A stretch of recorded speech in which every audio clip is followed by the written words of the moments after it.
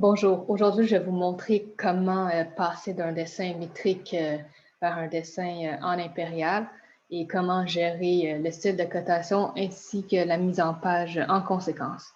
Donc pour commencer, je vais expliquer le premier tableau en haut, soit dessin en métrique millimètre. Donc on a deux cas de style de cote, soit le cas 1 et le cas 2. Donc, le cas 1 représente la cotation d'un dessin métrique en millimètres, tandis que le cas 2 représente la cotation métrique, je veux dire, d'un dessin métrique en pouces. Donc, on voit par exemple que la longueur du tableau équivaut à 478,207 mm, ce qui équivaut ici à 1 pied et 7 pouces. Et pour créer en fait les cotes du cas 1 et 2, il faut absolument que le dessin soit en métrique pour créer ce style de cote. Parce que si votre dessin est en pouces et que vous créez ces cotes-là, ça ne fonctionnera pas. Aussi, je vais expliquer le tableau en bas portant le titre dessin en impérial. Donc, encore là, on a deux styles de cotes, soit le cas 3 et le cas 4. Et encore une fois, pour créer ces styles de cotes-là, il faut que le dessin soit en impérial pour créer ces styles de cotes-là. Sinon, ça ne fonctionnera pas. Donc, le cas 3 représente un style de cotation d'un dessin impérial en pouces. Et le cas 4, c'est la cotation d'un dessin impérial en millimètres. Donc, comme vous voyez, les valeurs des cotes des cas 3 et 4 ne sont pas bonnes parce que notre dessin présentement est en métrique. Mais une fois qu'on va changer l'unité de dessin pour le mettre en pouces, on aura en fait les bonnes valeurs qui vont être en fait les valeurs qui se retrouvent ici aux cotes vertes et rouges. Donc, maintenant, je vais expliquer comment on arrange les paramètres dans le gestionnaire de cotes ainsi que dans le gestionnaire des mises en page pour créer ces cotes-là, en fait. Donc, on va faire l'interprétation du cas 2, soit la cotation d'un dessin métrique en pouces. Donc, je vais vous montrer quels paramètres qu'il faut cocher. Et le raisonnement est similaire selon les cotes que vous voulez créer.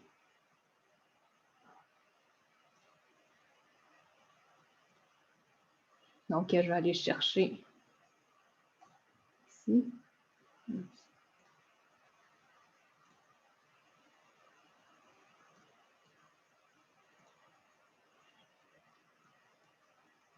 Donc, on s'en va dans une unité principale. Donc, on a architecture dans le format des unités, ainsi qu'on a le facteur d'échelle qui est de 0.039 et les autres chiffres. Et aussi, on a dans l'onglet unité alternative le multiplicateur des unités alternatives qui est à 25.4.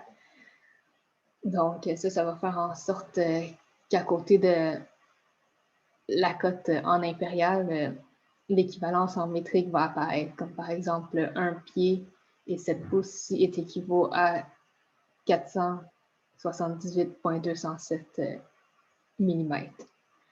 Donc, tout ça est beau. Et là, il ne faut pas oublier l'échelle du tracé dans le gestionnaire des mises en page. Donc, quand notre dessin est en métrique, on utilise une échelle de tracé ici.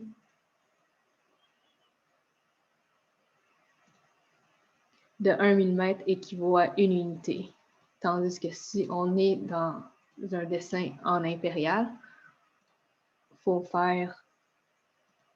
mettre l'échelle du tracé à 1 mm équivaut à 0.3937 unités pour que les objets soient mis à l'échelle correctement lors de l'impression.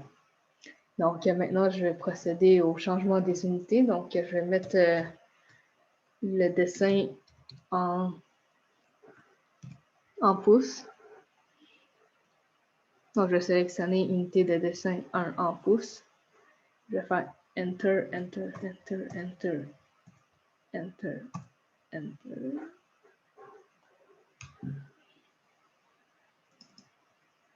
Donc là, on s'aperçoit que les cotes mauve et bleu sont correctes.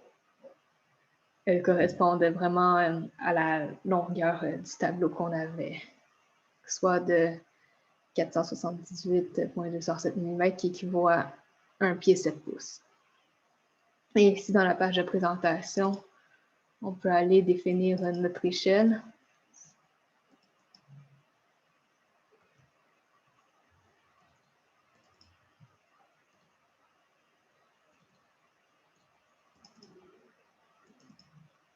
Ici, et voilà.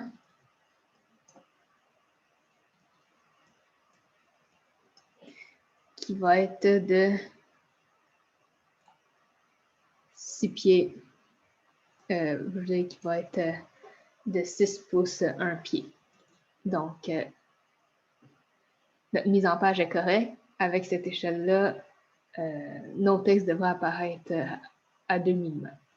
Donc, je vais maintenant passer à l'exemple d'application. Donc, je vais retourner mettre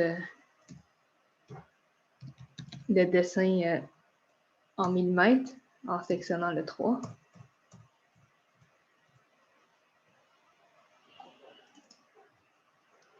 Donc, nous revoilà en métrique. Donc, si on veut un texte de 2 mm à l'impression, il faut choisir une échelle de 1, 2, comme dans notre exemple, et le texte, on doit l'ajuster à 4 dans le gestionnaire de cotation. Donc, ici, si on regarde le texte, c'est une hauteur de 4 mm.